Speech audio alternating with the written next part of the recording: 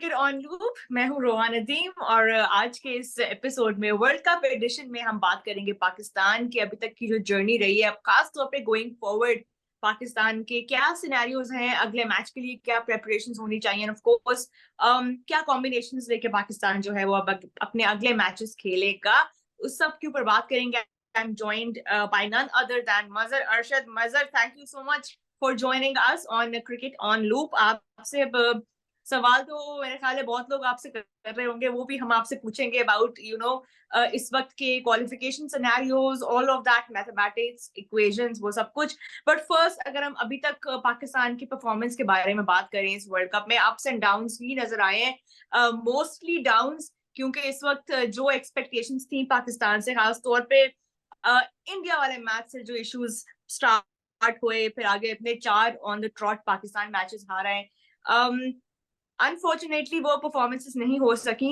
What do you make of the journey so far, खास तौर पे जिस तरह पाकिस्तान ने स्टार्ट लिया और मोमेंटम लूज होता गया from the moment that we lost the match to India?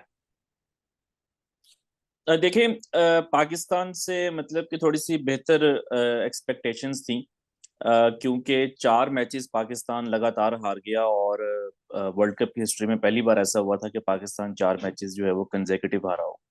तो जिस तरह अफगानिस्तान वाला एक मैच था, आई थिंक के पाकिस्तान को वो वाला मैच जीतना चाहिए था। साउथ अफ्रीका वाला मैच भी आप इस पोजीशन में थे कि जीत सकते थे, और ये ऐसे ग्राउंड में था चेन्नई में जहाँ पे कि आप पाकिस्तान को जो जो कंडीशंस हैं वो सूट करती थी, आई थिंक। लेकिन या बैटिंग में थोड़ा सा जल्दी पाकिस्तान आउट हो गया, एंड देन बॉलिंग में भी जो है वो मैच को फिनिश नहीं कर पाए। देन कुछ मार्जिनल कॉल्स थी जो कि पाकिस्तान की फेवर में नहीं गई।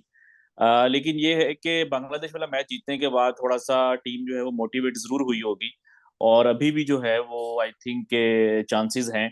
और आई थिंक कि पाकिस्तान का जो नेक्स्ट मैच है न्यूजीलैंड वाला, वो बड़ा इंपॉर्टेंट मैच होगा। बट ये है कि ओवरऑल अभी तक जो है वो डिसअपॉइंटिंग कैंपेन है, स्पेशली जब आपके टीम के कैप्टन भी जो है जब वो परफॉर्म ना कर रहे हो, तो आई थिंक के जो फैंस, और फिर बहुत बड़ा नाम भी है पाकिस्तान में, तो एक तो टीम भी परफॉर्म नहीं कर रही, फिर फेवरेट प्लेयर्स भी पाकिस्तान के फैंस के जो हैं वो परफॉर्म नहीं कर रहे। तो आई थिंक के अवाम इस टाइम जो है ना काफी मायूस है। मायूस तो है, लेकिन आप थोड़ी होप देंगे क्योंकि अवाम ने तो देखना है मजहर अरशद क्या कह रहे हैं इस वक्त। But Mazhar, for now, before we come to that, Fakhar Zaman in and out of the team, ठीक है, एशिया कप से वो एक फॉर्म में डिप उनके आया हुआ था। फाइनली जो है एक कॉल ली गई कि उनको हम बिठाएंगे, ऑफ कोर्स अब्दुल्ला शफीक केम इन। अब फिर से टॉप ऑर्डर में एक चेंज नजर आया है, इमाम इज नाउ सिटिंग आउट। फखर जमान, अब्दुल्ला शफीक, इनकी हमने ओपनिंग पार्टनरशिप वैसे भी हम पीएसएल में भी देखते हैं, ये दोनों एक दूसरे के साथ यूज टू भी हैं खेलने के, बैटिंग करने के। बट फखर के टीम में इंजेक्ट होने के बाद, एक इनफॉर्म फखर जमान के टीम में आने के बाद, जो एक जिसे कहते हैं ना, एक रिपल इफेक्ट आया है बाकी टीम के अंदर, कि जब आपको ऊपर से रन्स मिल रहे हैं तब फिर बॉलर्स भी जो है वो उस तरह की बॉलिंग करते हैं। ये कॉन्फिडेंस पूरी टीम में आया है, उसके बारे में आप क्या कहेंगे? देखिए, पहले तो फखर की सिलेक्शन को लेके ना काफी एक इंटरेस्टिंग सिनेरियो है कि जब वो टीम से ड्रॉप हुए थे, तो तब जो है वो कोई ऐसी बात नहीं थी कि वो इंजर्ड हैं या परफॉर्मेंस के ऊपर ड्रॉप हुए हैं। तब यही लग रहा था कि परफॉर्मेंस की वजह से जो है वो ड्रॉप हो गए हैं, इंजरी का कुछ नहीं सुना था। लेकिन 2-3 मैचेस मिस करने के बाद जो है ये न्यूज सामने आई कि उनको कोई नी का इशू था। और फिर जब वो फखर जमान खेले हैं, मैच विनिंग इनिंग्स खेली है, प्लेयर ऑफ द मैच हुए हैं, उसके बाद फखर जमान खुद कह रहे हैं कि मेरी कोई इंजरी है, इतनी सीरियस नहीं थी, मैं कभी भी नहीं खेल सकता था। तो कोई कोई क्लैरिटी नहीं है कि वो टीम का हिस्सा क्यों नहीं थे। But I hmm. थिंक के अब्दुल्ला शफीक जब आपके टॉप ऑर्डर में आ गए, इमामुल हक की भी बहुत अच्छी परफॉर्मेंसेज हैं, इसमें कोई शक नहीं है। उन्होंने 2-3 साल पाकिस्तान टीम को बहुत अच्छा कैरी किया, लेकिन दोनों जो है ना हम्म। वो सिमिलर टाइप ऑफ बैटर्स हैं। तो आपको ऊपर एक अग्रेसिव बैटर चाहिए होता है जो कि दूसरे से जो है ना वो प्रेशर जो है ना उसका जरा कम करे। और हमने देखा कि अब्दुल्ला शफीक भी ज्यादा कंफर्टेबल लग हम्म। रहे थे, क्योंकि उनके ऊपर रन रेट का प्रेशर नहीं था, वो फखर जमान दूसरे एंड से हिटिंग कर रहे थे। तो फखर जिस टाइप के प्लेयर हैं, इस तरह के प्लेयर को आप कभी भी टीम से बाहर नहीं कर सकते। इस तरह के प्लेयर के ऊपर 8-10 मैचेस का पैच आ सकता है, एक बैड पैच आ सकता है, इसमें कोई जो है वो हैरानकुन बात नहीं है।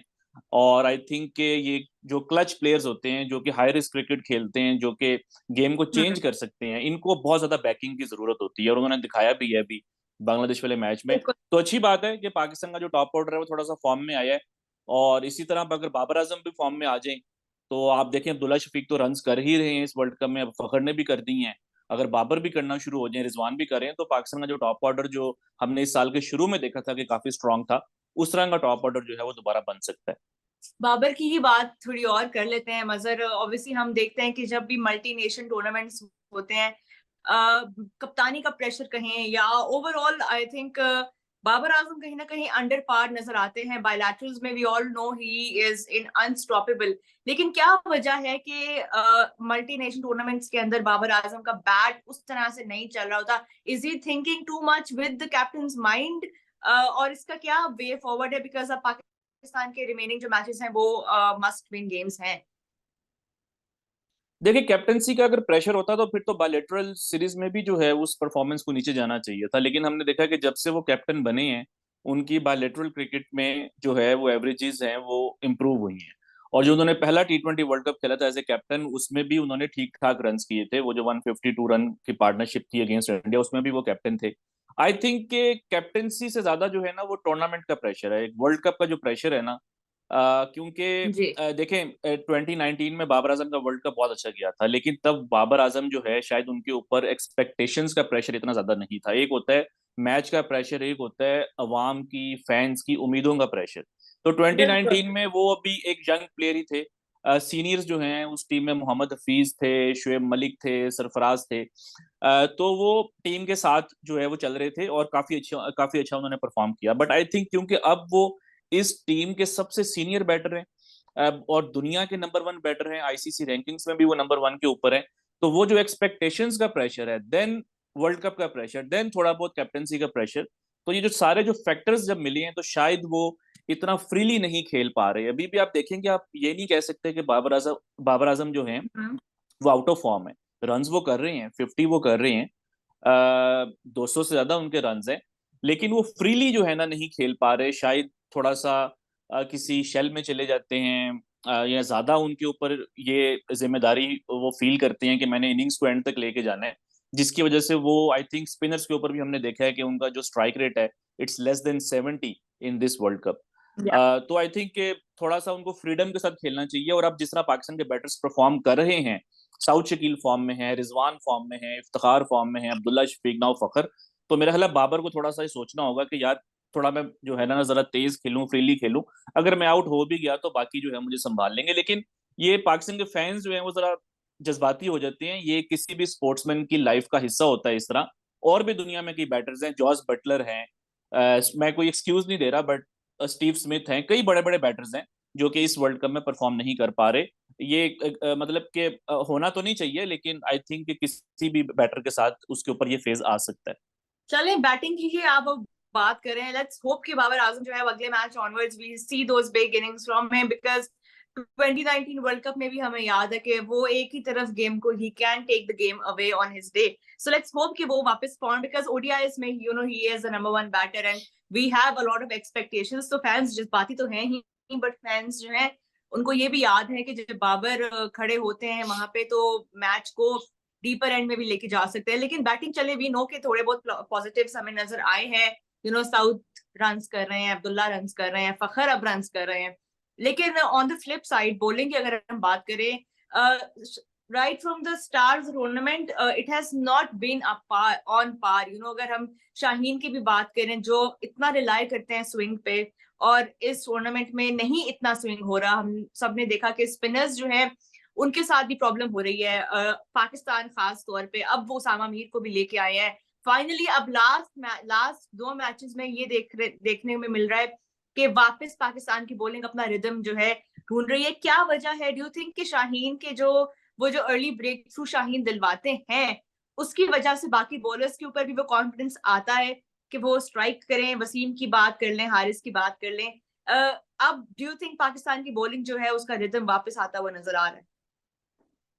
बिल्कुल आता हुआ नजर आ रहा है। और आपका एक अगर main strike bowler power play का नसीम शाह वो टीम से बाहर हो जाए, और फिर एक दूसरा स्ट्राइक बॉलर वो अगर थोड़ा सा आउट ऑफ फॉर्म हो जाए, यानी कि पावर प्ले में जो उनकी परफॉर्मेंस थी वो उस तरह से नहीं थी, तो ऑब्वियसली उसका जी इफेक्ट बाकी परफॉर्मेंस के ऊपर तो आएगा। और दूसरा आई थिंक जब वर्ल्ड कप स्टार्ट हुआ था तो शाहीन थोड़ा सा आई थिंक एक जो है ना इंजरी भी कैरी कर रहे थे, उनका उनकी उंगली के ऊपर जो है कुछ चोट लगी हुई थी। तो वो अब आहिस्ता आहिस्ता जो है शायद रिकवर हो गई या हील हो गई। हमने देखा कि उनकी स्पीड भी जो है वो आहिस्ता आहिस्ता ऊपर जा रही है, जो उनकी एवरेज स्पीड है। और परफॉर्मेंस तो आपके सामने ही है, पिछले 4 मैचेस में उन्होंने 12 विकेट्स ले दी हैं और जबरदस्त उनका वर्ल्ड कप का रिकॉर्ड है। ऑलरेडी जो है उनकी 32 विकेट्स हैं in cricket world cup in just 12 matches. तो एक तो ये है कि जो आपने बात की, रिदम वापस आ रहा है। वसीम जूनियर खेले हैं, रिवर्स स्विंग की उन्होंने, एंड पे आके अच्छे यॉर्कर्स किए, 3 आउट उन्होंने किए। लेकिन जो पाकिस्तान ने बांग्लादेश के अगेंस्ट जो बॉलिंग लाइनअप खिलाई थी वो थोड़ी सी आई थिंक रिस्की है कि आप 4 स्पेशलिस्ट बॉलर्स के साथ खेल रहे हैं और पांचवा जो है आप रिलाई कर रहे हैं जी। पार्ट टाइमर के ऊपर, इफ्तिखार के ऊपर। नो डाउट इफ्तिखार की जबरदस्त परफॉर्मेंस है, लेकिन आप तो इफ्तिखार को अगर पांचवा बॉलर कंसिडर कर रहे हैं तो कहीं ना कहीं ये रिस्क हो सकता है अगर किसी टीम ने उनके ऊपर अटैक कर दिया, कोई फ्लैट पिच मिल गई जिस तरह के बेंगलुरु में होती है। आई थिंक कि अगर पाकिस्तान बट का मतलब यहाँ पे स्पिनर्स, उन्होंने सलमान अली आगा को भी हमने बॉलिंग करते हुए नहीं देखा। तो यहाँ पे प्लान क्या है? सलमान को अगर खिला रहे हैं तो फिर वो why aren't we seeing him bowl? देखें आई थिंक कि क्योंकि शदाब इंजर्ड थे, उनको कंकशन हुआ था, तो वो पाकिस्तान ने उनको नहीं खिलाया। तो पाकिस्तान के जहन में ये ना हो कि वो एज ए बैटर ही खेल रहे थे नंबर 7 के ऊपर, कि हमारी जो बैटिंग है वो थोड़ी सी मजबूत रहे, वो वीक ना हो। तो बेसिकली वो एक डिफेंसिव जो है वो मूव थी। आप वहाँ पे आई थिंक नवाज को भी खिला सकते थे अगर आपने थोड़ा सा बैटिंग को ही सपोर्ट देनी थी। बट आई थिंक कि जो सलमान आ गए वो तो अभी इस उनका इस कॉम्बिनेशन में आना मुश्किल है। अगर आपके स्पिनर्स अच्छी बॉलिंग नहीं कर रहे तो बजाय इसके कि आप पार्ट टाइमर्स के ऊपर जाएं, आप 4 फास्ट बॉलर्स जो है वो खिला सकते हैं। आपके फास्ट बॉलर्स अब अच्छी फॉर्म में हैं। हारिस ने भी थोड़ा सा रिदम गेन किया है। वसीम जूनियर ने जो है बड़ी इंप्रेसिव बॉलिंग की है। हसन अली पहले भी इंजरी से पहले भी ठीक बॉलिंग कर रहे थे, आई मीन वो बीमार हो गए थे, उससे पहले भी ठीक बॉलिंग कर रहे थे। तो अगर आपका नहीं कॉम्बिनेशन बन रहा स्पिनर्स के साथ तो आप 4 फास्ट बॉलर्स खिला सकते हैं और पांचवा जो है वो आप एक ऑलराउंडर खिला सकते हैं, मोहम्मद नवाज या शादाब खान, ताकि आपकी बैटिंग भी कॉम्प्रोमाइज ना हो।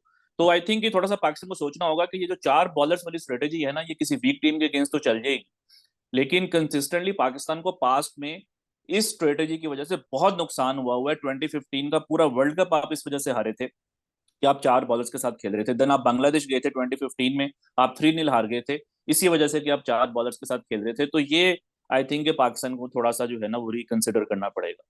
ठीक है। न्यूजीलैंड जो है मजर, वो भी अभी 3 मैचेस हारे हैं इन अ रो। तो इस मैच में आते हुए न्यूजीलैंड भी काफी सोच रहे होंगे कि वो क्या टीम खिलाएंगे, क्योंकि जाहिर है वीक टीम जो है आप इस मैच में किसी को भी कंसिडर नहीं कर सकते हैं। न्यूजीलैंड जिस तरह डोमिनेट करती हुई आ रही थी, अब उन्होंने अपने आखिरी 3 मैचेस हारे हैं। उनके भी अब कुछ लास्ट मैच में हमने देखा इंजरी इश्यूज हैं। जो मैट हेनरी हैं, जिमी नीशम है, वी डोंट नो कि उनके पास इस वक्त बेंच पे कौन है जिसको वो लेके आएंगे। बट ओवरऑल न्यूजीलैंड को किस तरह देखते हैं आप कमिंग इनटू दिस मैच? देखिए न्यूजीलैंड के जो इंजरी कंसर्न्स हैं वो तो इस हद तक पहुंच गए हैं कि उनके तो 11 प्लेयर्स भी आना जो है, मतलब कि 11 प्लेयर्स भी उनको फील्ड पे लेकर आना थोड़ा सा मुश्किल होता जा रहा है, क्योंकि केन विलियमसन का अभी तक कुछ अपडेट नहीं है कि वो फुली फिट हुए हैं कि नहीं। पिछले मैच तक तो वो अवेलेबल नहीं थे। देन मार्क चैपमैन जो हैं वो इंजर्ड हैं। अब मैट हेनरी भी इंजर्ड हो गए हैं। लॉकी फर्ग्यूसन जो हैं उन्होंने भी पिछला मैच मिस किया बिकॉज ऑफ इंजरी। तो 4 तो उनकी ये इंजरीज हैं। अब उसमें फिर इश सोदी जो है रह जाते हैं, और जो उनके ट्रैवलिंग रिजर्व्स हैं उसमें टॉम ब्लेंडल हैं, और अब सुना है कि कायल जेमिसन को उन्होंने वापस बुलाया, लेकिन वो तब आ सकते हैं 15 के अंदर जब आप ओरिजिनल 15 में से किसी प्लेयर को जो है वो ड्रॉप करेंगे। तो आई थिंक वो इंजरी कंसर्न्स उनके बहुत ज्यादा हो गए हैं अब। और जिस तरह 3 मैचेस वो हार गए हैं और उनके अगले मैचेस भी जो है वो आसान नहीं होंगे। जो पाकिस्तान वाला मैच है वो पाकिस्तान के लिए तो मस्ट विन मैच है। न्यूजीलैंड के लिए भी जो है वो न्यूजीलैंड के लिए भी जो है वो मैच उनको भी लाजमी जीतना होगा। देन उनका मैच श्रीलंका के साथ है। तो आई थिंक उनकी ये ख्वाहिश होगी कि जल्दी से जल्दी जो है उनकी इंजरीज ठीक हो और वो जो मतलब कि बाकी जो मैचेस हैं उसके लिए वो फिर तैयार हो। राइट। चले, ये तो हमने टीम्स को मजा एनालाइज कर लिया। Now the question that everybody wants to ask you, because यहाँ पे इतने सिनेरियोस बन रहे हैं, इतना day by day we are inching closer as well. लेकिन वो ये है कि होप्स कभी भी आपकी जो है वो you can not pin them very very high in a scenario like this where points also matter, net run rate also matters, kudrat also matters. But Mazhar, walk us through the scenarios right now. Pakistan का top 4 में आना कितना probable नजर आ रहा है इस वक्त आपको? देखें प्रोबेबिलिटी तो है लेकिन थोड़ी कम है। पाकिस्तान का जो बेस्ट चांस है वो अभी भी इस सिनेरियो में है कि न्यूजीलैंड जो है अपने दोनों मैचेस हारे, यानी कि पाकिस्तान से भी हारे और श्रीलंका से भी हारे, और पाकिस्तान जो है वो अपने दोनों मैचेस जीते, यानी कि न्यूजीलैंड को हराए और फिर इंग्लैंड को हराए। तो और फिर साथ ये भी थोड़ा सा एक्सपेक्ट करना होगा कि श्रीलंका और अफगानिस्तान की जो टीम्स हैं वो कोई अपसेट्स ना कर दें, यानी कि कोई अपनी हायर रैंक टीम्स को ना हराएं। तो इस ये बेस्ट सिनेरियो है पाकिस्तान में। इसमें जो है रन रेट इक्वेशन में भी नहीं आएगा। आप विदाउट रन रेट जो है, क्योंकि न्यूजीलैंड अगर दोनों मैचेस हार जाता है तो उनके 8 पॉइंट्स होंगे, पाकिस्तान अगर दोनों मैचेस जीत जाता है तो उनके 10 पॉइंट्स हो जाएंगे। बाकी अगर श्रीलंका या जो अफगानिस्तान है वो अगर कोई अपसेट्स नहीं करते तो पाकिस्तान 10 पॉइंट्स के साथ आगे जा सकता है। जो रन रेट वाला सिनारियो है जिसके ऊपर काफी ज्यादा बात भी हो रही है, कैलकुलेशंस भी हो रही हैं, ये जो बात है कि पाकिस्तान को न्यूजीलैंड को 85 रन्स आज आई मीन 85 के आसपास डिपेंड करता है कि वो फर्स्ट इनिंग्स में कितना स्कोर होता है। जो एग्जैक्ट मार्जिन है उसका हमें पता चलेगा after the end of the first innings. तो ये जो मार्जिन है 85 रन्स का या 35 ओवर्स का, इसका हरगिज ये मतलब नहीं है कि पाकिस्तान अगर इस मार्जिन से मैच जीत जाता है तो पाकिस्तान को कोई सेमीफाइनल में क्वालिफिकेशन की गारंटी होगी, ऐसा कुछ भी नहीं है। ये सिर्फ एक समझाने के लिए है कि पाकिस्तान का और न्यूजीलैंड का इस टाइम रन रेट का जो है डिफरेंस है वो कितना है। ऑब्वियसली आइडियली आप चाहेंगे कि आपका जो नेक्स्ट मैच है पाकिस्तान और न्यूजीलैंड का वो पाकिस्तान बड़े मार्जिन से जीते और पाकिस्तान का जो रन रेट है वो न्यूजीलैंड से इंप्रूव हो जाए। But the point is New Zealand का अगला मैच फिर जो है वो श्रीलंका के साथ है। तो अगर वो श्रीलंका को वो 80 या 100 रन से हरा देते हैं तो पाकिस्तान दोबारा जो है वो 80 टू 100 रन जो है पीछे हो जाएगा। तो अगर लेट से कि पाकिस्तान न्यूजीलैंड के रन रेट को बराबर कर देता है या बीट कर देता है, उसके बाद अगर न्यूजीलैंड श्रीलंका को जिस मार्जिन से मैच हराएगा, पाकिस्तान को फिर इंग्लैंड को भी उसी मार्जिन से हराना पड़ेगा। तो ये अभी भी जो है थोड़ा सा अनलाइकली सिनेरियो है। पहले तो बहुत ही ज्यादा अनलाइकली लग रहा था जब साउथ अफ्रीका न्यूजीलैंड का मैच नहीं हुआ था, लेकिन जैसे आपने बात की कि वो कुदरत का निजाम है कि न्यूजीलैंड जो है वो 190 रन से जो है मैच हार गया, जो कि न्यूजीलैंड की वर्ल्ड कप की हिस्ट्री की सेकंड बिगेस्ट डिफीट है। आई मीन पाकिस्तान के जितने भी होपफुल फैंस हो, किसी ने शायद ये प्रिडिक्ट नहीं किया था कि न्यूजीलैंड 190 रन से हार जाएगा। बट उसके बाद ये है कि थोड़ा सा पाकिस्तान को तसल्ली जरूर हुई होगी रन रेट के हवाले से। बट फिर भी अगर पाकिस्तान इस पोजीशन में है न्यूजीलैंड को हराने में स्ट्रॉन्ग मार्जिन से, तो फिर ये आपने 85 को जेन में नहीं रखना। देन आपने जितना मार्जिन पॉसिबल हो, 100 का हो, 110 का हो, आपने उस मार्जिन से हराना है, ताकि अगर न्यूजीलैंड श्रीलंका को आगे हरा दे तो आप इंग्लैंड को जो है ना वो कोई ज्यादा डिफिकल्ट सिनेरियो ना बने पाकिस्तान के लिए। राइट, आई थिंक ये काफी एक स्ट्रेच्ड आउट आपने हमें बताया है प्रोबेबिलिटीज, बट देन अगेन ये भी याद रखना इंपॉर्टेंट होगा कि न्यूजीलैंड ने अपने पहले जो मैचेस जीते हैं वो अच्छे मार्जिन से जीते हैं, दैट्स व्हाई उनका रन रेट अभी पाकिस्तान से बेहतर है। On the other hand Pakistan came very close in that match against south Africa, but उसमें हम अभी नहीं जाएंगे। थोड़ा सा इस वक्त पॉजिटिव सोचते हैं, आगे की तरफ सोचते हैं। Let's see, let's hope Pakistan और न्यूजीलैंड का मैच जो है वो पाकिस्तान के फेवर में जाए। That's what all Pakistan fans will be hoping for. But Mazhar, thank you so much for putting it out so nicely for all of us, and we hope कि यहाँ से जो भी टीम आगे जाए हमें अच्छे कॉन्टेस्ट देखने को मिले। अभी तक थोड़े से वन साइडेड देखने को मिले एक्सेप्ट फॉर 1 और 2 ऑड गेम्स बीच में, बट लेट्स होप ये दो टीम्स जो है अपने बेस्ट 11 लेके मैदान में उतरे। बट न्यूजीलैंड की जो इंजरीज है इस पॉइंट इन टाइम पे वो थोड़ा सा एक जिसे कहते हैं ना एक ग्लिमर ऑफ होप जरूर देंगी पाकिस्तान को कि कैसे वो अब इंडिया न्यूजीलैंड को टैकल करेंगे with this bit of a compromised 11। Mazhar, again, thank you so much for joining us on Cricket on Loop. We will catch you in the next one. आप लोगों का भी बहुत शुक्रिया for watching. We will be back for more. तब तक के लिए keep watching Cricket on Loop and take care. Bye bye.